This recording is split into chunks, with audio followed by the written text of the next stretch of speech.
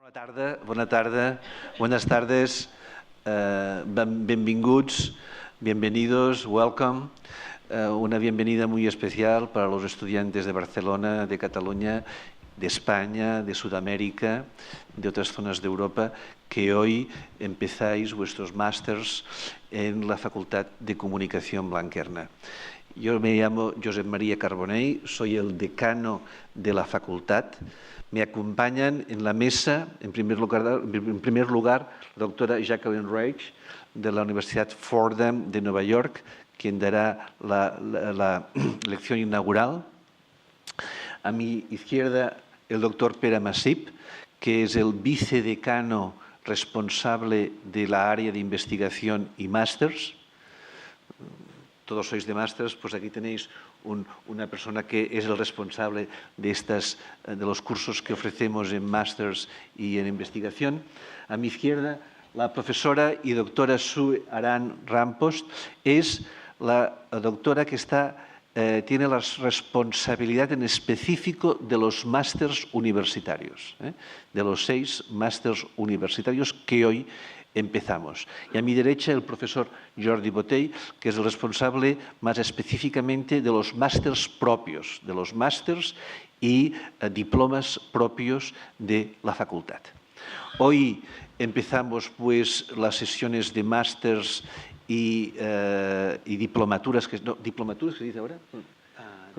Diplomas, bueno, sabéis que van cambiando los nombres, la administración universitaria va cambiando los nombres. Lo que hace un año eran posgrados, ahora se llaman diplomas de especialización universitaria. Diplomas de especialización universitaria, y los másters siguen llamándose másters. Bueno, sin más, paso en primer lugar a la palabra al profesor doctor Pere Massip para que os haga una breve introducción de los másters que empezamos este año.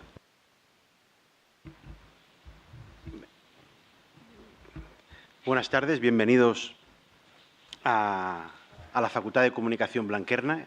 Seré muy breve porque en realidad hemos venido sobre todo para escuchar a la profesora Reich. En cualquier caso, lo que quiero, la idea principal de mi intervención es poner un poco en situación sobre las características de los másters, de los posgrados que ofrecemos desde la facultad y cuál es nuestra visión que deben tener estos másters.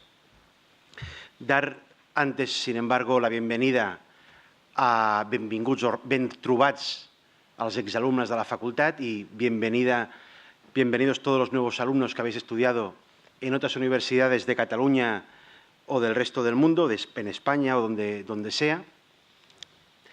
En cualquier caso, la idea principal que queríamos el equipo del vicedecanato, Jordi y Sue y yo mismo, era un poco indicaros que todos sabemos que estamos en un proceso, en un momento de cambios especialmente importantes y al sector de la comunicación estos cambios son seguramente mucho más constantes que nos obligan a renovar conocimientos de forma periódica y permanente. Nuestra oferta de másteres y posgrados lo que intenta es adaptarse a estas necesidades del sector, unas necesidades muy cambiantes, muy exigentes, cada vez más exigentes, pero también con un perfil de estudiantes también muy variado, desde aquellas personas que acaban o son recién graduados y quieren aumentar su formación o aquellos profesionales en activo que necesitan una adaptación a las nuevas circunstancias laborales. Nos encontramos con los dos perfiles de estudiantes y, por tanto, también de necesidades. La universidad en estos momentos de cambio entendemos que debe liderar y dar respuesta a estas necesidades, ofrecer oportunidades a quien quiera estar preparado para afrontar las nuevas exigencias ya actuales y de futuro. Y en ese sentido, nosotros trabajamos para que nuestros másters, nuestros posgrados, tengan, por un lado, la calidad que todos necesitamos y exigimos, pero también, y para dar respuesta a esas necesidades que indicaba, tienen todos un carácter marcadamente profesionalizador. esta es, creo, una de las... intentamos que sea una de las marcas diferenciadoras de nuestra oferta formativa de posgrado. Por eso, todos los directores de los másters y posgrados de la facultad, el claustro de profesores son profesores y profesionales en activo, buenos conocedores del sector de la comunicación, que lo viven en primera persona en sus empresas y que además colaboran con la facultad para poder dar esa formación adecuada y dar unas respuestas adecuadas a las necesidades del sector. Esta vertiente profesionalizadora por la que hemos optado se pone de manifiesto también en que somos prácticamente la única institución que ofrecemos prácticas obligatorias en empresas en Cataluña. Prácticamente el 100% de másters y posgrados tienen prácticas en empresas, con lo que supone esto de cara a una futura inserción laboral. Los trabajos de final de máster también tienen un carácter profesionalizador. Potenciamos la emprendeduría y la autoocupación y, al mismo tiempo, lo que buscamos es acuerdos estratégicos con las principales empresas del sector. Así tenemos el máster, por ejemplo, de periodismo avanzado, se realiza junto al grupo con el apoyo del Grupo Godó. Tenemos acuerdos con Infopress, con Barcelona 080 Fashion, en el caso del máster de comunicación de moda, o con el Fútbol Club Barcelona, en el caso de posgrado de periodismo deportivo. El carácter profesionalizador y esta vocación profesionalizadora no está reñida, sin embargo, con potenciar la vertiente académica y científica de la actividad propia de la facultad, y por eso todos los másteres universitarios, los 6 másteres universitarios que ofrecemos, tienen también un itinerario de investigación que sabéis que da paso al doctorado. Actualmente, el doctorado que ofrece la facultad, que es un doctorado totalmente adaptado a las nuevas exigencias que estableció el Ministerio hace un par de años, que son exigencias bastante duras. Actualmente, el doctorado que ofrecemos nuestra facultad es el segundo departamento en Cataluña con más tesis doctorales defendidas. Por tanto, creo que somos capaces de conjugar correctamente tanto la vertiente profesionalizadora para aquellas personas que quieran una inserción laboral lo más directa posible y, por otro lado, también poder dar respuesta a la gente que opta por la investigación y el doctorado. Como avanzaba el decano, para finalizar, una pequeña radiografía de nuestra oferta. Tenemos 6 másteres universitarios, 6 másteres universitarios oficiales, por tanto. Fuimos en su momento la primera Facultad de Comunicación en España que tenía tanto los grados como los másteres universitarios adaptados al famoso espacio europeo de educación superior. Llevamos, por tanto, el más antiguo es el máster de ficción en cine y televisión, producción, guión y realización. Llevamos ya 9 ediciones, por tanto, tenemos un largo recorrido y una experiencia importante que creemos que da respuesta adecuada a las necesidades del sector, de un sector tan complicado y en unos momentos tan difíciles como el que está viviendo, pero también el de periodismo lleva 8 ediciones, el de estrategia y creatividad publicitarias también lleva 8 años impartiéndose, y los 3 más recientes llevan ya, esta será la 3ª edición, el de comunicación política y social, el de producción y comunicación cultural y el máster universitario en dirección de arte en publicidad. Junto a estos másteres universitarios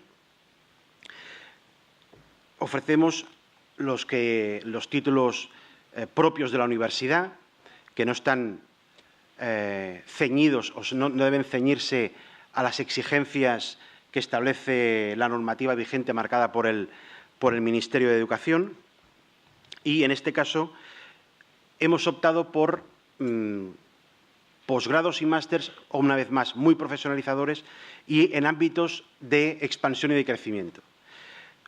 Tenemos diversos másters que son ya referentes en su ámbito correspondiente en Cataluña, como son el máster en protocolo y relaciones institucionales o como es el posgrado en periodismo deportivo. Y luego tenemos un conjunto de másters que están creciendo, que se están desarrollando en ámbitos de con muchas posibilidades, como es el caso de comunicación corporativa integral, el de comunicación digital o el más reciente, el máster en comunicación de moda que realizamos con la Barcelona 080 Fashion, que es la pasarela que tiene el Gobierno de Cataluña para dar a conocer el sector de la moda a nivel internacional. En total sois unos 200 estudiantes matriculados en estos cursos. Sabéis que todo el equipo del vicedecanato está a vuestra disposición. Evidentemente, en primer lugar, los directores de cada curso, pero también Ana y Nuria, que habéis pasado todos por sus manos porque os habéis matriculado con ella, que siempre están a vuestra disposición. Y después, tanto SUE para aquellos estudiantes de másters universitarios como Jordi, en el caso de títulos propios, sabéis que ellos dos y yo estamos siempre a vuestra disposición para lo que necesitéis. Muchas gracias por acudir a este acto de inauguración. Espero que tengáis una muy buena estancia en la facultad y que vuestra estancia sea muy provechosa. Gràcies. Pere, moltes gràcies. Des de fa uns anys fem aquesta conferència inaugural dels màsters. Us recordo que fa 2 anys ens va venir el president de l'Autorité de Regulació Audiovisual del Marroc i ens va fer una magnífica conferència sobre la primavera àrab i el paper dels mitjans de comunicació. L'any passat vam tenir la portaveu del Consell de la Unió Europea parlant de la comunicació política entre les institucions europees i la ciutadania. Intentem que cada any abarquem un àmbit del món de la comunicació i per això em complau molt que aquest any tinguem una conferència sobre l'àmbit del cinema, dels film studies, com diuen els americans. I per això vàrem invitar a la professora Jacqueline Reich, la doctora Jacqueline Reich, que és la chair del departament de comunicació i audiovisual de la Universitat de Fordham de Nova York. La Jacqueline Reich és nascuda a Nova York, és llicenciada en Llengües Romàniques per Dartmouth, és doctora en italià per la Universitat de Califòrnia a Berkeley i porta més de 18 anys donant classes sobre cinema a la Stony Brook University. És aquest any, quan Fordham li ha encomanat que sigui la responsable del Departament de Comunicació. Es diuen Media and Communication Studies. It's really a pleasure to have you here with us. You are going to talk about American film studies and American film history, what the past can teach us about. Estic segur que la seva conferència serà una conferència molt interessant, no només pels estudiants del màster en ficció cinematogràfica, sinó pel conjunt dels estudiants que comenceu avui o vau començar la setmana passada ja en les diferents àrees dels nostres màsters. Jacqueline, thanks a lot for being here with us. You have the floor. Oh, thank you.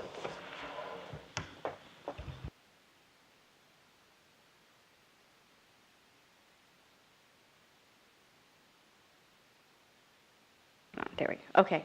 Thank you so much. I will not speak in Spanish.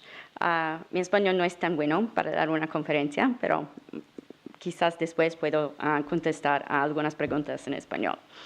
But I would like to thank everybody here at Blanquerna for inviting me, especially Dean Carbonet, for making the gracious arrangements. It's really such an honor in light of the cooperation recently signed between our two universities. And I'm very excited to explore those possibilities. Can we get the PowerPoint up? There we go. Great. I'd rather see that than me. And I may seem like an odd choice for the inaugural lecture in your master's program because most of my focus is on silent film history. But what I want to do today is explore the topic with you about what the past can teach us about the present. And this is going to be a very highly subjective talk in the sense that I'm going to be talking about things that interest me. And I hope that interest you. And I'm going to begin by talking to something that my 9-year-old son enjoys, and those are cat videos on YouTube. I'm sure many of you have watched them. This is his particular favorite that has over 18 million views.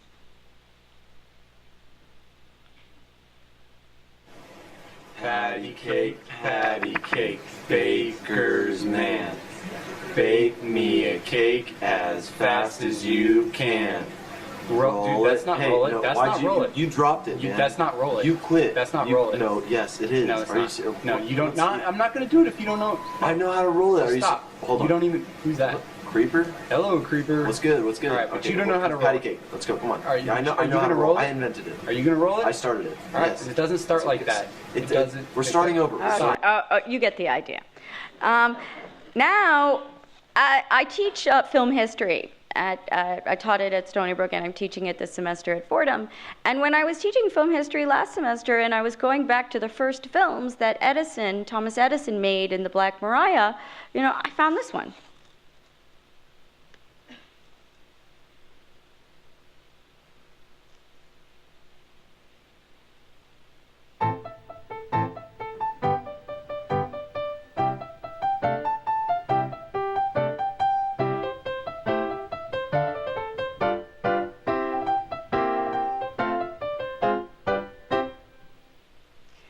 So the question I ask myself, right? Thomas Edison, when he's making films in the Black Maria, can film anything he wants, right? He can put anything he wants in front of the camera.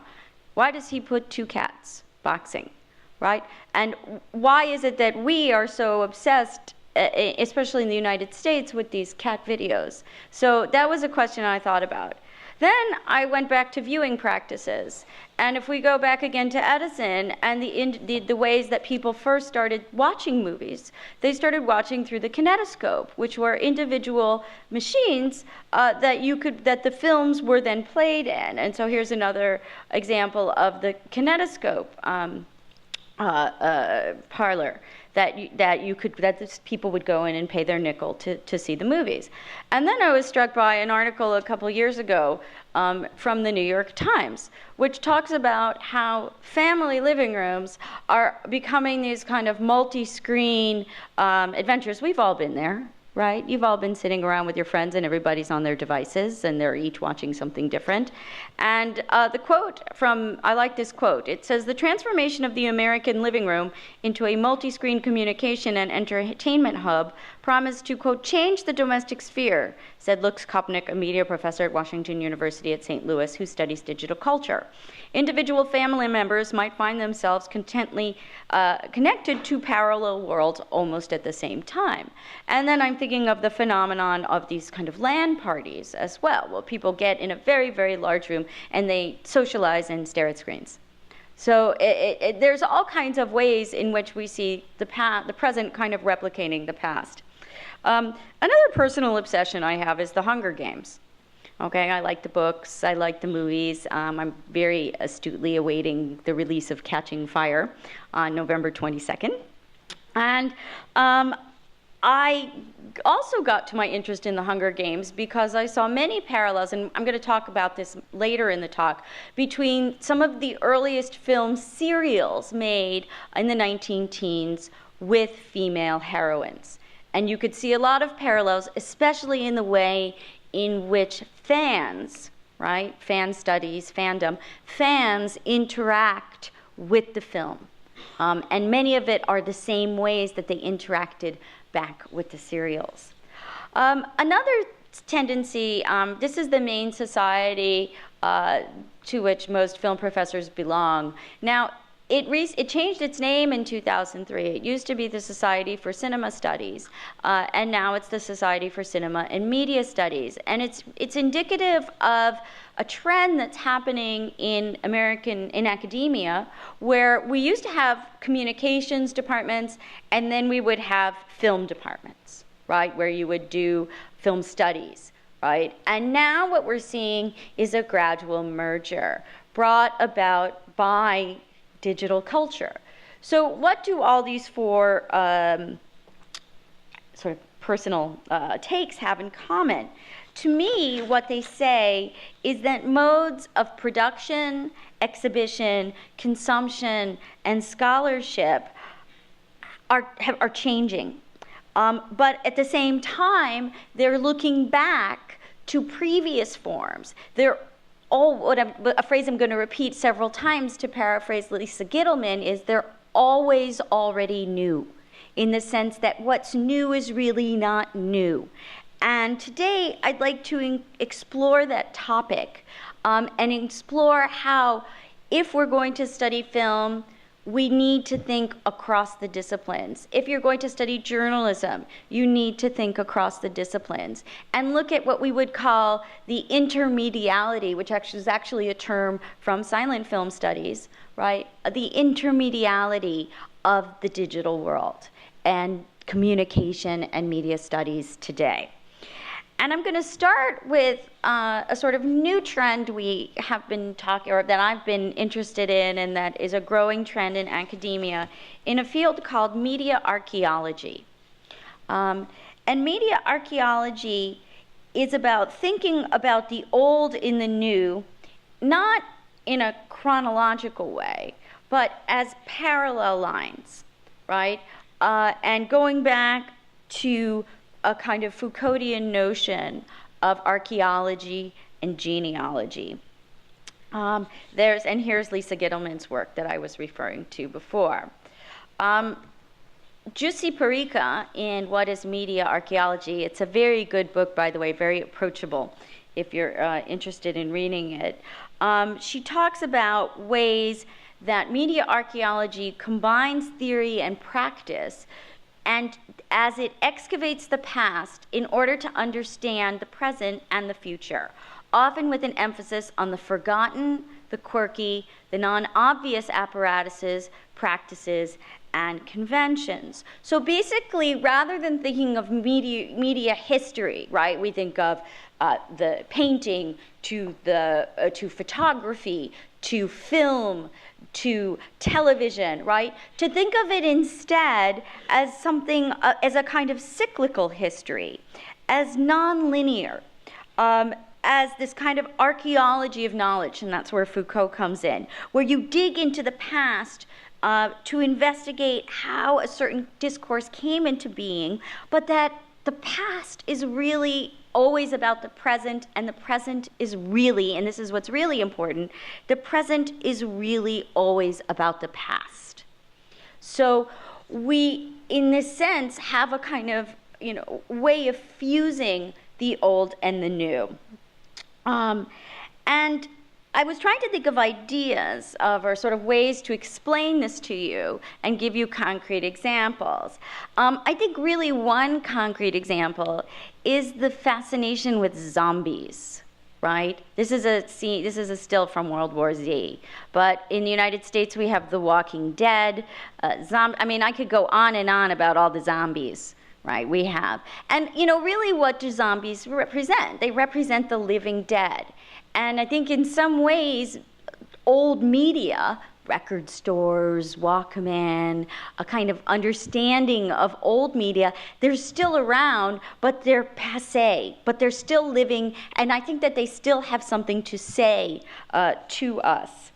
Another example, I think, is when you take a sort of new media form, and then you put a little twist on it, as does my favorite Jimmy Fallon. And in this clip that I'm going to show you, he does this. So Jimmy Fallon is a late night talk show. He started out on Saturday Night Live. He's a late night talk show host. And he, let's see, I need to go back to the beginning here. And he does these videos that he posts on YouTube. And basically he takes a very popular song and he and his band, The Roots, with Questlove, sing it with and play it with children's instruments. Instruments that you would find in a kindergarten or elementary school classroom. So here, take a look at this. And I like this one because it's a very risque song, and it's actually one of the happiest videos you'll ever see. There we go.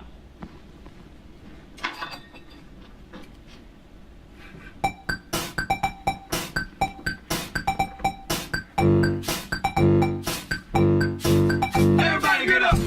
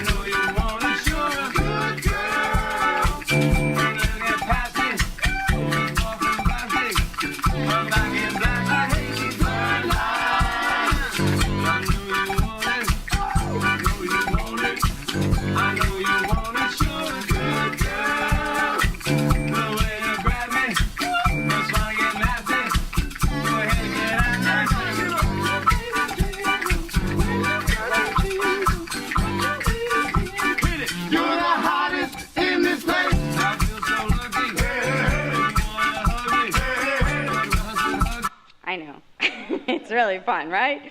But what I love about this video is not only the fact that they use these very silly children's instruments to play this very sexually risque song, but that it's shot exactly the same way that Thomas Edison shot his first films, or the Lumiere brothers shot their first films. It's a camera, straight on, eyeline, no cuts. Right? There's no editing in this sequence. If we think of usual music videos, right, there's lots, cut, tons of editing. This is straight on, one shot, one take, okay? And I think it's so interesting, again, how we have a combination of the old with the new, and that's a good example of what we would think, I think is very important with media archaeology. While I'm here, I'm going to go to another important aspect of it, of media archaeology, and that's the function of the archive. Now, when I do research on film, I always am at the archive. And now it's so fabulous that I never have to leave my house to go to the archive because of the way that archives are using digital culture to not only sort of foster a kind of national identity, and I have, oops, I did have it seems to have gone, I had the Filmoteca de Catalunya, which I'm hoping to visit while I'm here, as well, which also has a digital project. But this is the one from cinema. I just wanted to show you. This is from the National Museum of Cinema, and you can go to their online catalog. And you could pretty much, let's say I'm working on the character I'm working on, and I want to find out about the first film that he made, and his name was Machiste, and the first film is Cabiria. And I'm going to go to Cabiria, 1 second, hopefully. I hope I don't have to put in a password. But if we were to go to Cabiria, what would come up would be, oh, here we go. Let's go down. And you could see the Materiali film, but I want to show you here where it says under archival documents, pretty much everything. And anything that's underlined has an active link. So when I was, writing my book on this subject, I basically did it in my pajamas because I didn't have to leave my house.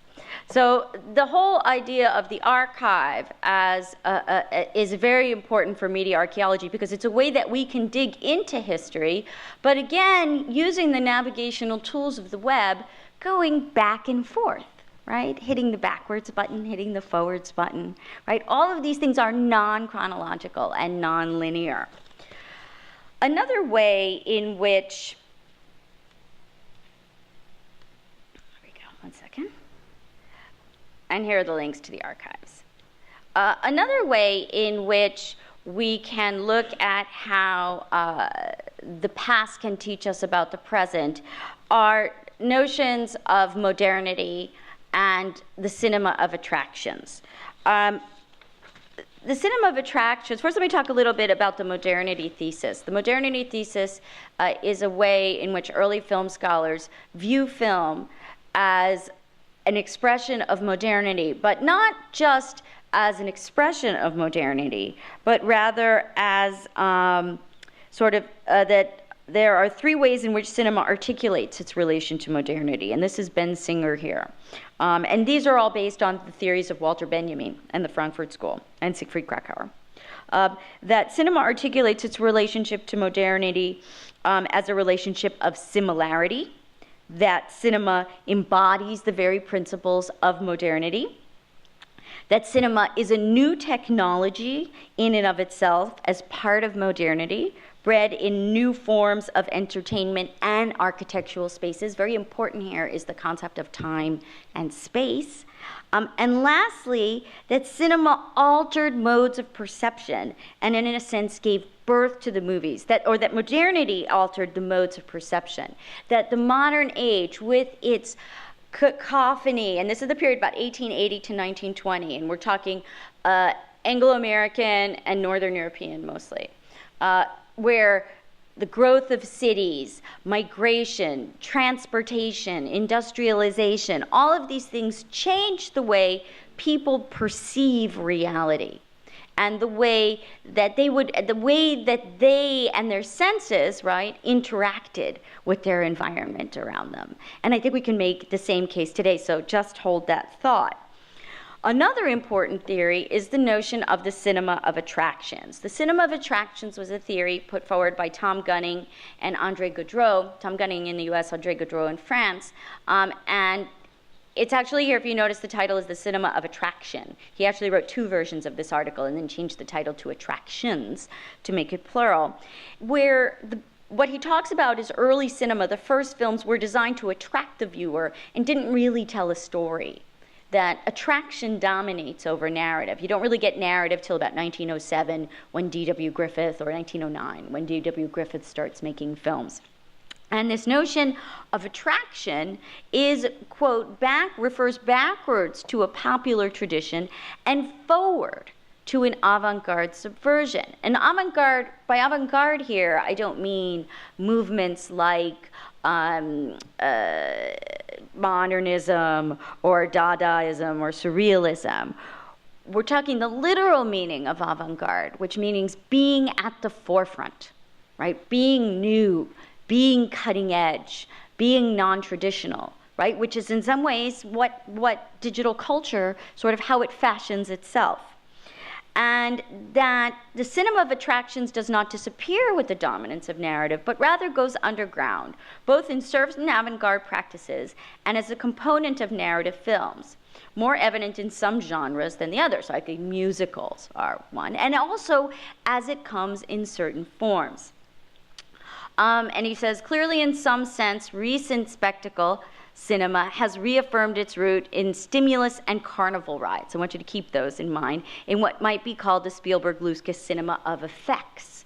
So we have attractions, right? The thing that's going to shock the viewers and affect their senses and their modes of perfection, then moving into effects and special effects.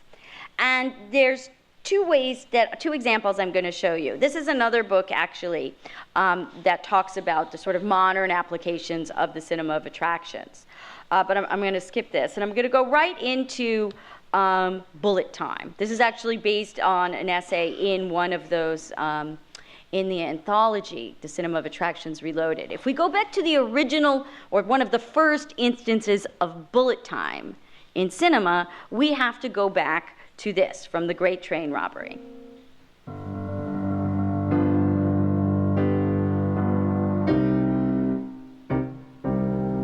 So that's the final shot in the film. Incidentally, Porter, Edwin S. Porter, who made the film, said it could either go at the beginning or the end. It didn't matter. But the point was that the bullet disrupts, right? It disrupts the barrier between cinema and spectator, between film, between screen and spectator. It breaks down notions, traditional notions of time and space with the bullet flying. And it became a very iconic image. Those of you who are Martin Scorsese fans will remember the final image of Goodfellas when Tommy shoots at the screen, also a homage to the Great Train Robbery. So let's go to more recent or digital notions of bullet time, and that would be The Matrix, which really sort of invented the term bullet time.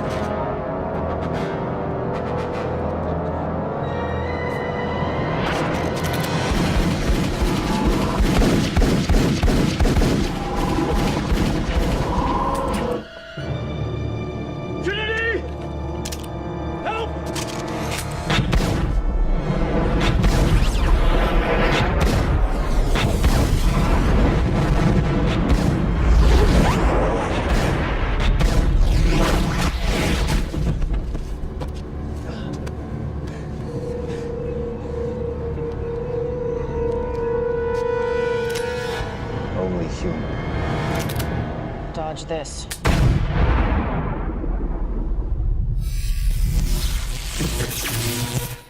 I don't know why the thing is right in the middle there, the play strip. But again, with a sort of postmodern notion of bullet time, we play with time and space. We have the exact same shot of firing into the screen, right, of the Keanu Reeves character, Neo, right, firing into the screen. But that slow motion, the tension between the still and the moving image, the 360-degree turn that the camera makes, right, all goes back to the very beginnings of cinema with not only this notion of the bullet, but also how cinema itself evolved from a series of still images, right, the experiments of Muybridge and Murray, right, into what we watch today in the theaters. So I think that's a very interesting way in which we could see how the cinema of attractions, right, a guy shooting into the camera, and then something that when, you know, I went to see this in the movie theater, I mean, you just had never seen anything like it on screen before, at least in American theaters. You'd seen a little bit of it in Hong Kong cinema, but certainly the majority of Americans had not seen this. Another idea of cinema as spectacle is the idea of the amusement park ride.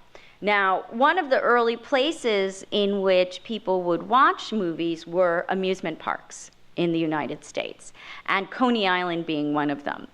And so film, in many ways, or new cinema, tries to capture that kind of sensational bombardment of, and video games also, I would say, do this, that sensational bombardment. And the first one to really do that was this one. And this is the end Whatever of life holds in store for me, Spider-Man. I will never forget these words. With great power comes great responsibility. This is my gift, my curse. Who am I? I'm Spider-Man.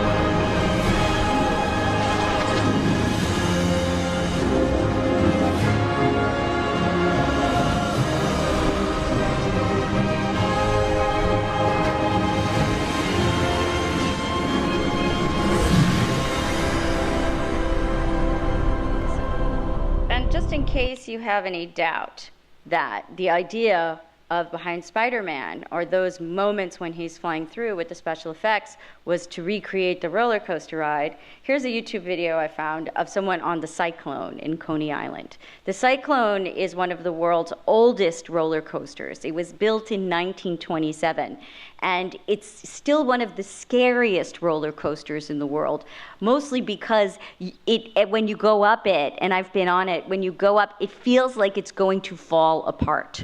Okay, and so listen to the sounds if you can of this, but mostly watch the visual effect of it. And it's going to be, right, one shot as well.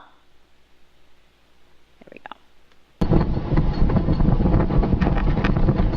Here we go!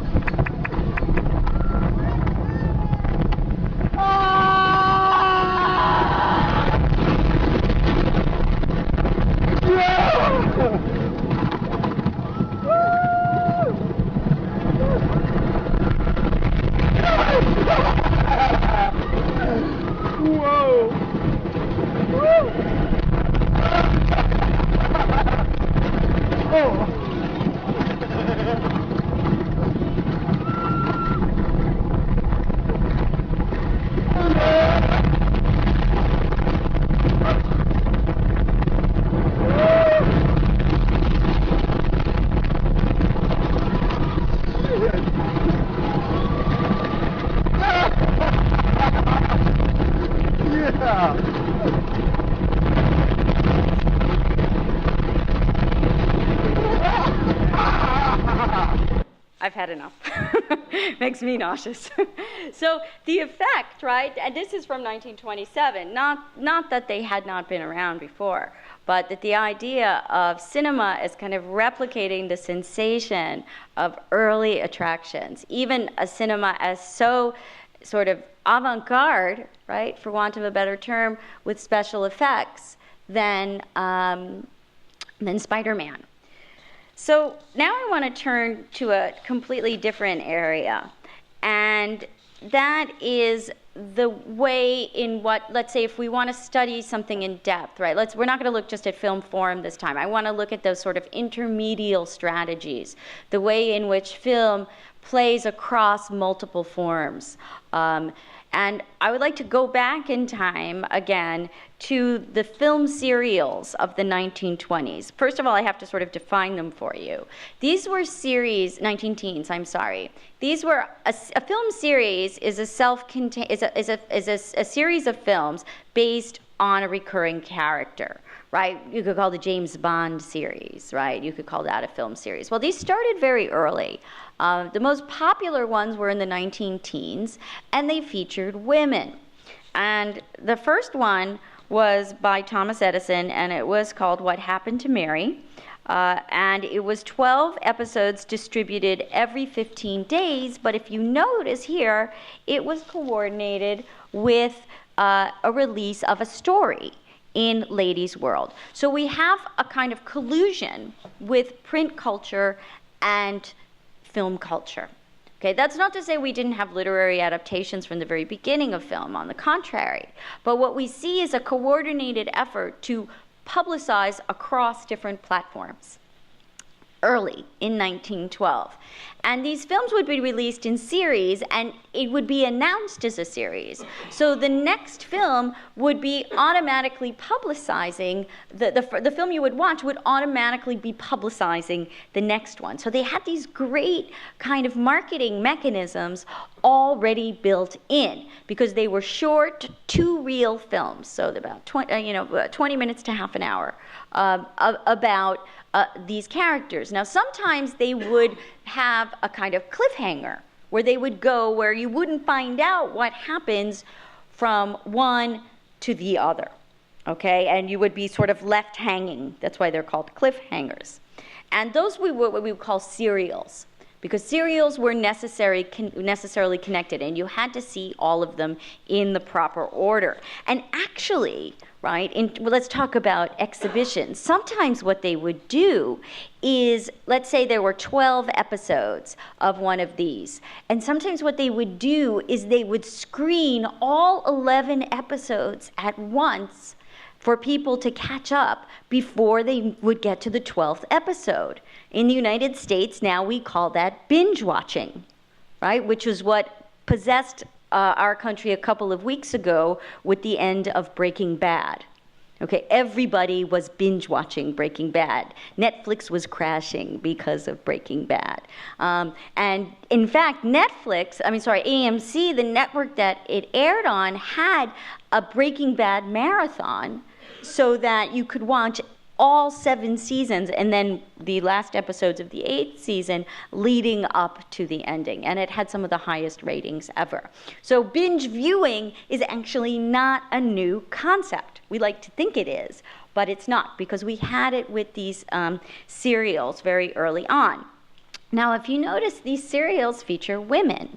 So you have The Adventures of Catherine, The Perils of Pauline, let's see, Lucille Love, The Girl of Mystery, $1 Million Mystery, The Exploits of Elaine, The Romance of Elaine, and Helen Holmes and The Hazards of Helen.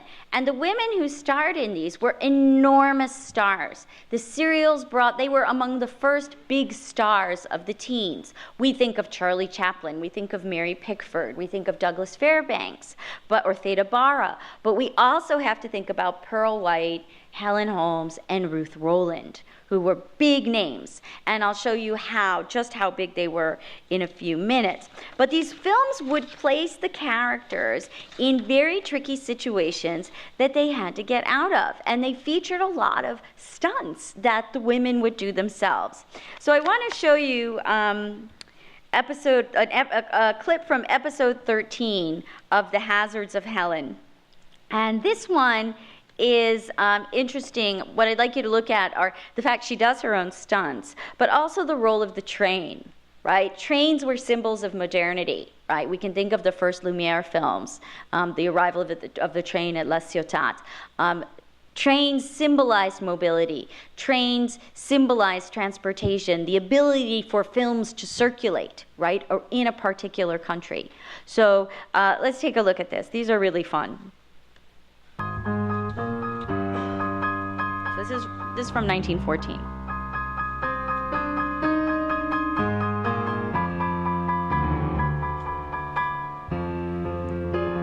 She's just been fired from her job because the train was robbed while she was working. And they said, women can't do this anymore.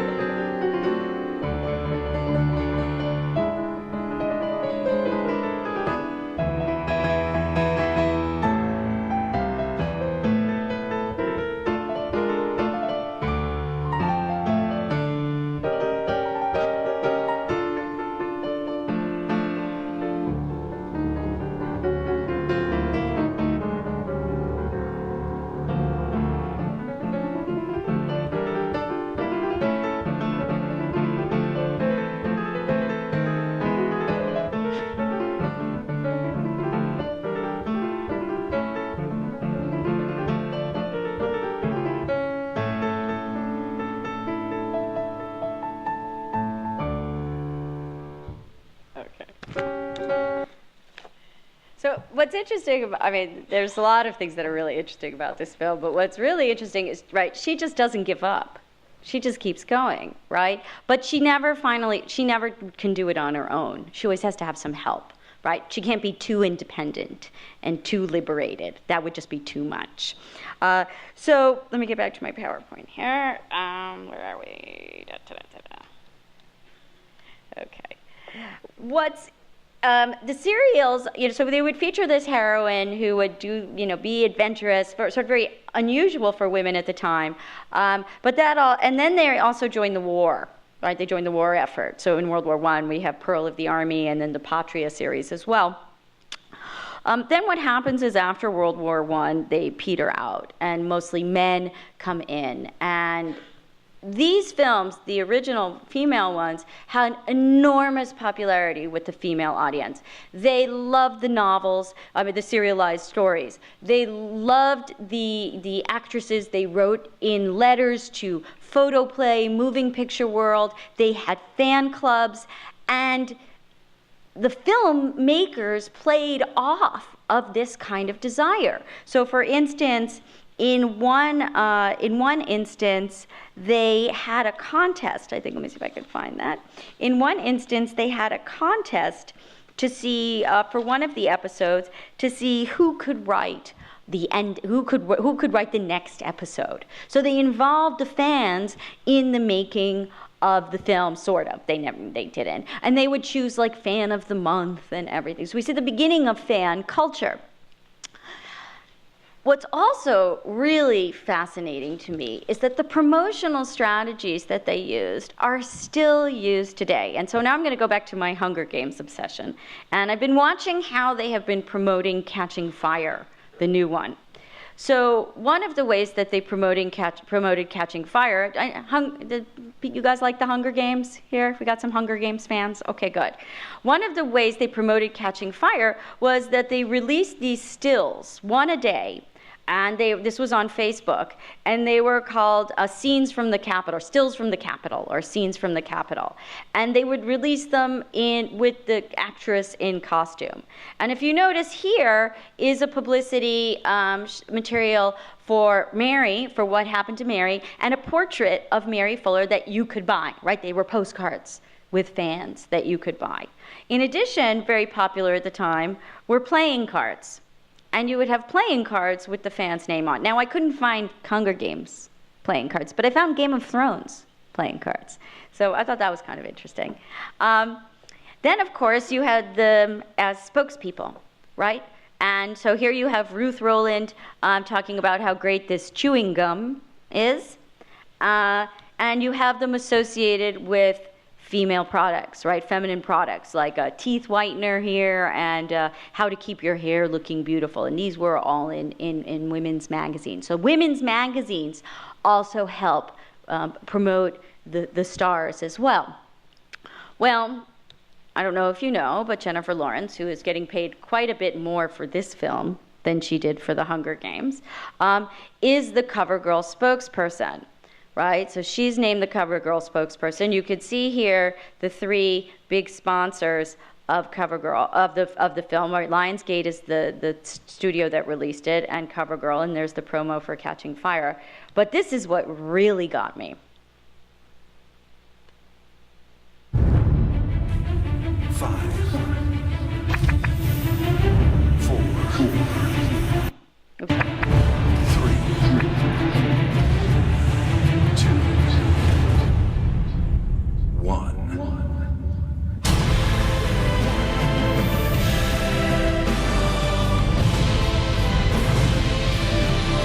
Easy, breezy, beautiful CoverGirl. So CoverGirl has started. I mean, I don't know. I would not go out looking like that. But in Panem, they did. And what you're seeing, it's very interesting. What you're seeing with the promotional strategies for Catching Fire is not so much taking a product and placing in it there, but creating a whole world around that product, and cosmetics that not necessarily you would wear, but that they would wear in the districts in the film. Another fascinating campaign for this is they've actually created a women's fashion magazine with its own designation, PN, for Panem, which is the country that the Hunger Games supposedly takes place in.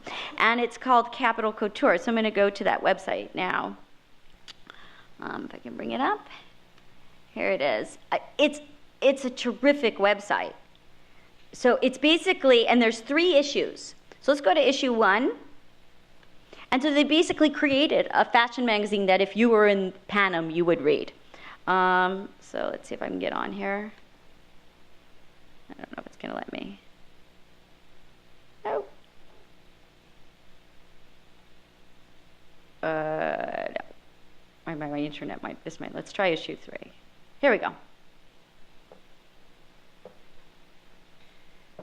And there's Jennifer Lawrence, right, wearing her, as Katniss Everdeen, wearing the fashions. And so if you look at the text down there, I'll read it to you. It says, Capital Couture embraces the cultural abundance of fall, awash in the glory of the quarter quell. These are all terms that are in the novel and in the film. From the red carpet galas to the enlightening games, we salute our victors at every step. So this is like creative writing, you know, about they've created this. Now, in addition to this, they've really done an amazing job with their website. So I went on the Spanish one, and it's not just a sort of classical example of a website promoting a film. It's the fans are intricately involved in the way it's promoted and in the way that they respond here. So you can get down, there's lots of social media posts, etc. If you go to their Facebook page, it's even better. So for instance, there's that Capital Couture, right? Where's my favorite one? They have this program called, where is it down here? There's a lot of them. Oh, right, tomorrow the Capital Quarterly census begins. So it's all sort of immersed. You can buy your tickets. And they had a program for a while, let's see if I can find it, where you had Fan of the Week. Right? I was further down. I guess they don't have it here. No, it's somewhere here. Oh, there we are. Fan of the Week, right? In theaters, you can be the Fan of the Week, which was just a strategy right out of those serials and women's magazines. And I could go on and on. There's a lot to talk about, but I'm going to conclude because you guys have work to do, and I don't want to keep you. But I guess the point of what I wanted to say today is that new media is really not new. And so as you begin the study, your various studies in your various programs, they try to avoid what we might call the strategic amnesia of digital culture, which likes to pretend that it did not come out of the past, that it's new, but it's not new. There are so many connections to be made with the past and with other disciplines and across media. So I urge you to think archaeologically and rather than chronologically, to think intermediately rather than media specifically, and to embrace the old as new and the new as old. So I wish you a very productive and thought-provoking and thoughtful year, and it's been a real pleasure talking to you. Thank you so much.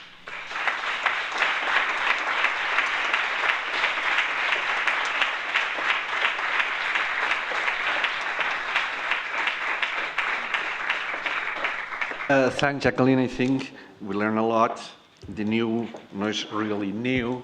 We need to approach the reality, the media, from the archaeological perspective, not only from the chronological perspective, and we have to also have this more connective attachment to our the reality about media. We have some minutes before you go. Tenim una estona. Tenim una estona per si voleu preguntar en anglès o en castellà. La Jacqueline m'ha dit que tindria moltes ganes to have a talk with you, to discuss with you different things. Then we have 10 minutes more or less before you go to the different seminars, to different classes of the masters. Then, do you have some question? Do you want to give your opinion in Spanish or English? No, Fernando, no sé, Fernando, si quieres. Fernando es el director del máster. Ella habla español también, italiano. Fernando es el director del máster de ficción de cine. Okay. No sé si quieres dar tu opinión, o otro director de màsters, o professor, o alumnos. Teniu la paraula. ¿Te animas? Fernando, en castellano, porque ella lo entiende. Sí, esperemos. Okay. Casi por alusiones. Bueno, me ha parecido muy interesante la conferencia.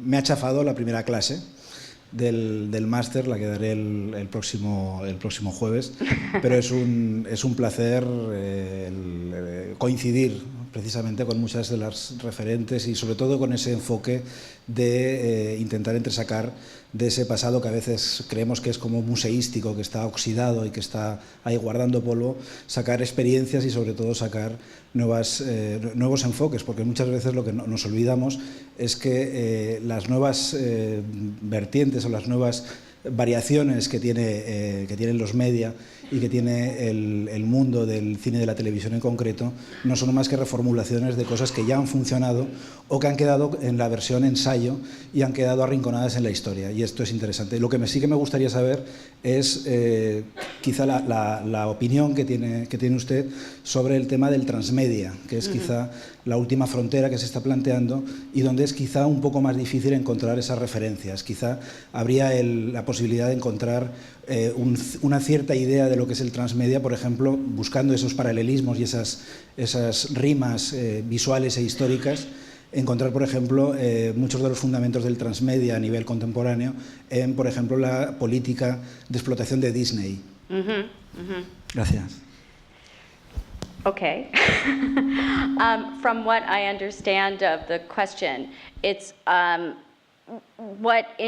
you can answer that from 2 points of view. From an industrial perspective, right, where we're in a period of horizontal integration, right? You say Disney, right, if I'm understanding correctly.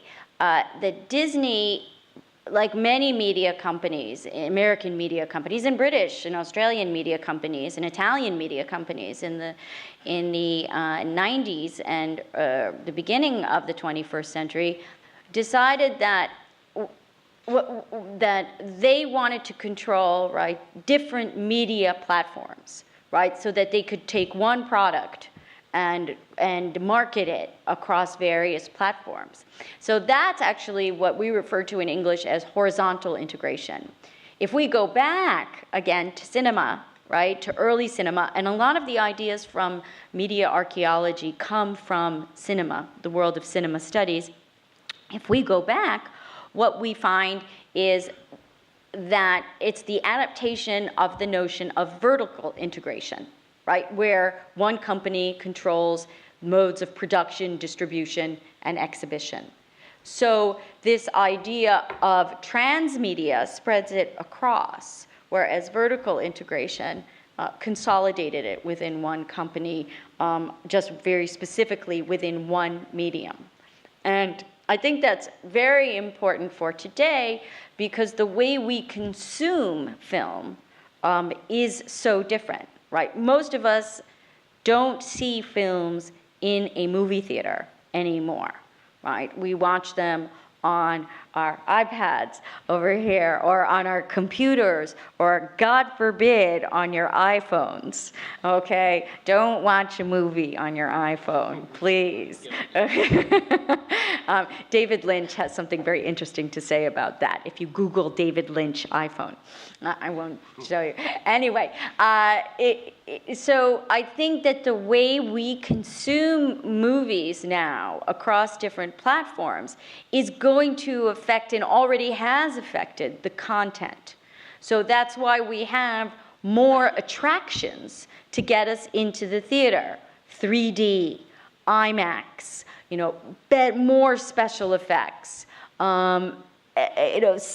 What did I just went to see a film in Sony 4K sound, right? A new type of sound, so that there are new technologies that are trying to bring us back into the theaters, and we're seeing a drop in box office receipts because it's not just because people aren't going to the movies. It's that the movies that Hollywood is producing, especially over the summer, are bad.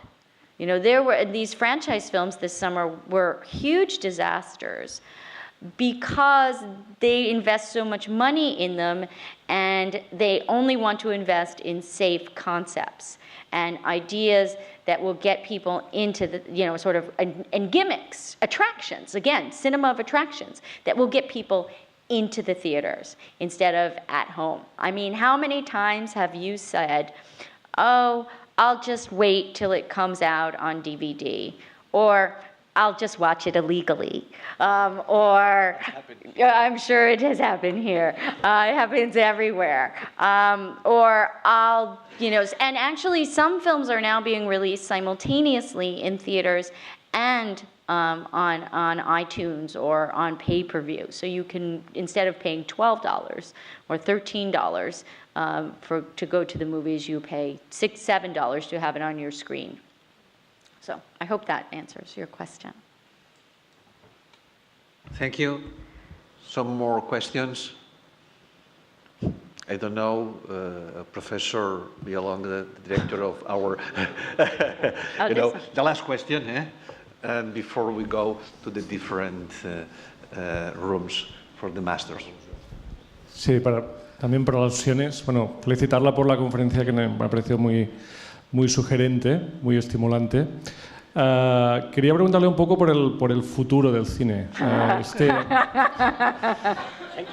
Este verano hubo unas declaraciones que aquí en Cataluña, en España, pues crearon bastante, se habló bastante de ellas, de George Lucas y Steven Spielberg, poniendo como una fecha de fin del cine tal como lo conocemos ahora, ¿no?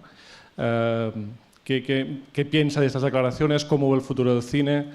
¿Es una cuestión más de la forma que del fondo? O sea, ¿va a cambiar la forma en que vamos a ver cine? ¿La forma en que como espectadores vamos a recibirlo? Tiene que ver con la industria, pero también con las ideas, ¿no? Esta referencia de que el problema es de la falta de riesgo, de la falta de creatividad. ¿Hasta qué punto la propia industria puede acabar ella misma con sí misma, ¿no? Un poco cómo ve este futuro desde la perspectiva americana y desde el conocimiento directo de la referencia que el propio país tiene del cine como algo básico de su forma de ser, ¿no?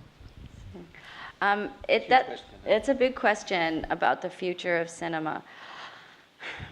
I think that because it's such a big part of our culture. Now, and this is, I speak about American culture, because in Europe, I mean, certainly with my experiences in Italy, movie theaters have disappeared.